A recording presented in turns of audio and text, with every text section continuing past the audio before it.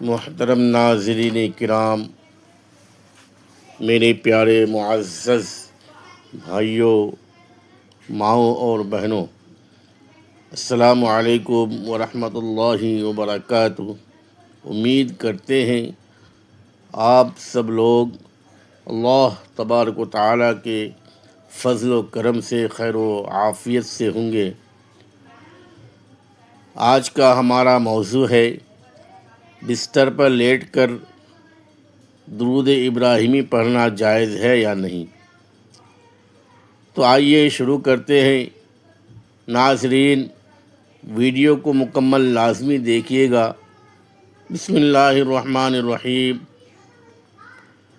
شروع کرتا ہوں میں اللہ تبارک و تعالیٰ کے نام سے جو بڑا مہربان اور نہایت رحم کرنے والا ہے۔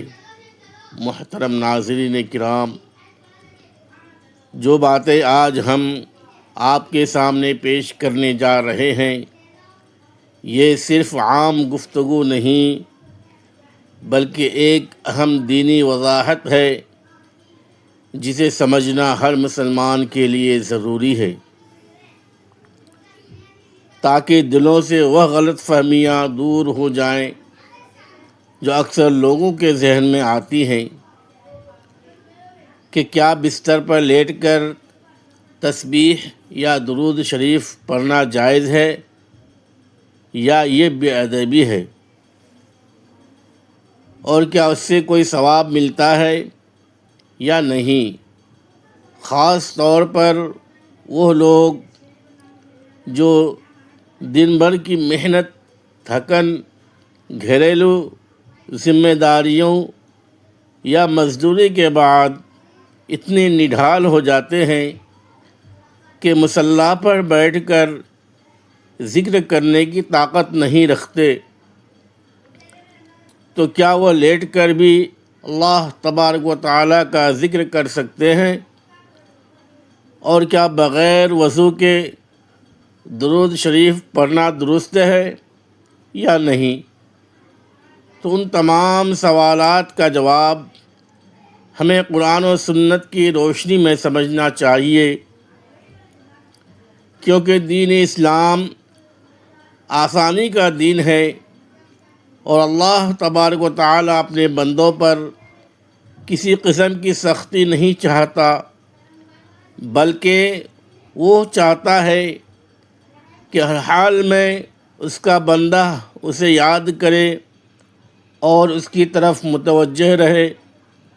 اسی لیے قرآن مجید میں اللہ تبارک و تعالیٰ ارشاد فرماتا ہے کہ عقل والے وہ لوگ ہیں جو اللہ تبارک و تعالیٰ کو کھڑے بیٹھے اور اپنی کروٹوں پر لیٹ کر یاد کرتے ہیں، جس سے یہ بات واضح ہو جاتی ہے کہ ذکر کے لیے کسی خاص جگہ یا حالت کی قید نہیں ہے، بلکہ انسان جس حالت میں بھی ہو وہ اپنے رب کو یاد کر سکتا ہے۔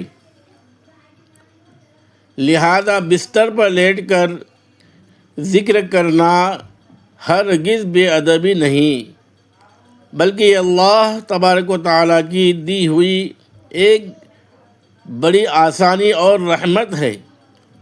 اسی طرح احادیث مبارکہ سے بھی یہ بات ثابت ہوتی ہے کہ نبی کریم صلی اللہ علیہ وآلہ وسلم ہر حال میں اللہ تبارک و تعالیٰ کا ذکر فرمایا کرتے تھے، چاہے آپ آرام کی حالت میں ہوں یا کسی اور حالت میں، آپ کی زبان مبارک ہمیشہ ذکر سے تر رہتی تھی۔ اس لیے یہ سوچنا کہ لیٹ کر ذکر کرنا غلط ہے، دراصل ایک غلط فہمی ہے جو انسان کو اللہ کے ذکر سے دور کر سکتی ہے۔ اب اگر ہم بغیر وضو کے درود شریف پڑھنے کی بات کریں تو یہ بات بھی واضح ہے کہ ذکر اور درود شریف کے لیے وضو شرط نہیں ہے، اگرچہ وضو کے ساتھ پڑھنا زیادہ افضل ہے، لیکن اگر وضو نہ ہو تو بھی درود پڑھا جا سکتا ہے، اور اسے چھوڑ دینا درست نہیں،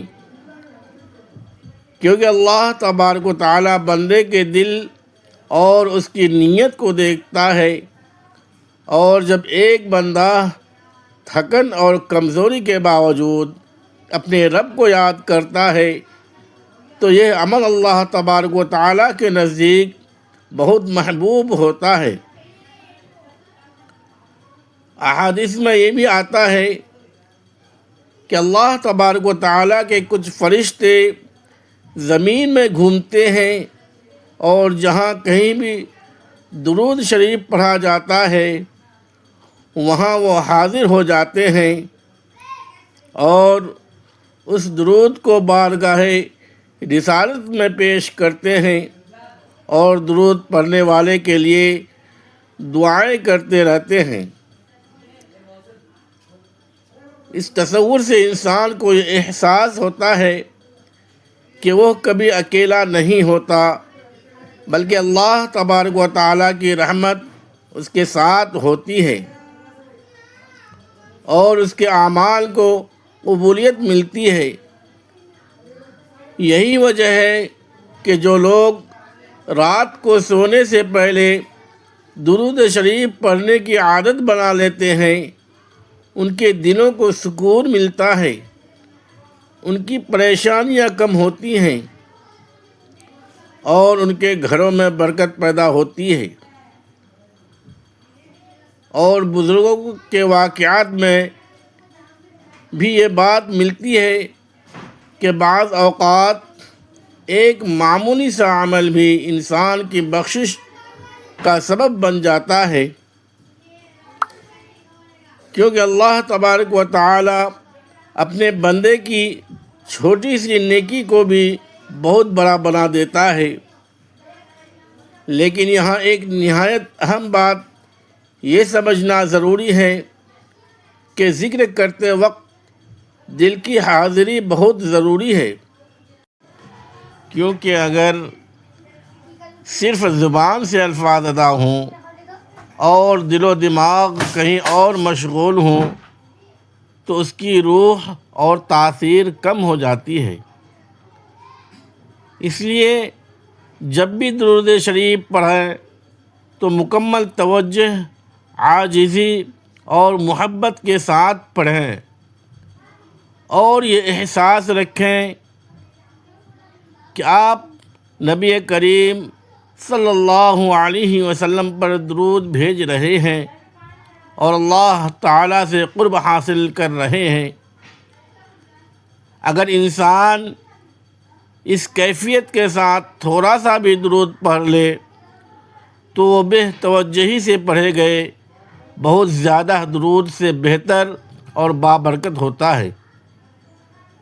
لہٰذا ہمیں چاہیے کہ ہم اپنی زندگی میں خاص طور پر رات کو سونے سے پہلے درود شریف کو اپنی عادت بنا لیں، تاکہ ہمیں دنیا میں سکون، برکت اور آسانیاں حاصل ہوں اور آخرت میں کامیابی نصیب ہو۔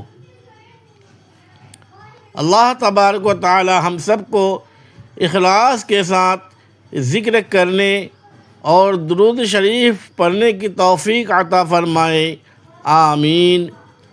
ناظرین کرام، اگر ویڈیو اچھی لگی ہو تو ویڈیو کو لائک، سبسکرائب کریں اور صدقہ جاریہ سمجھ کر اپنی دوست احباب اور رشتہ داروں کو شیئر ضرور کریں، تاکہ آپ کے ذریعے سے ان لوگوں کو بھی فائدہ حاصل ہو سکے۔ آخر میں اللہ تبارک و تعالیٰ سے دعا ہے کہ ہمیں کہنے سننے سے زیادہ عمل کی توفیق عطا فرمائے۔ خدا حافظ۔ السلام علیکم ورحمۃ اللہ وبرکاتہ۔ شکریہ، جزاک اللہ خیراً کثیرا، وأحسن الجزاء في الدنيا والآخرة۔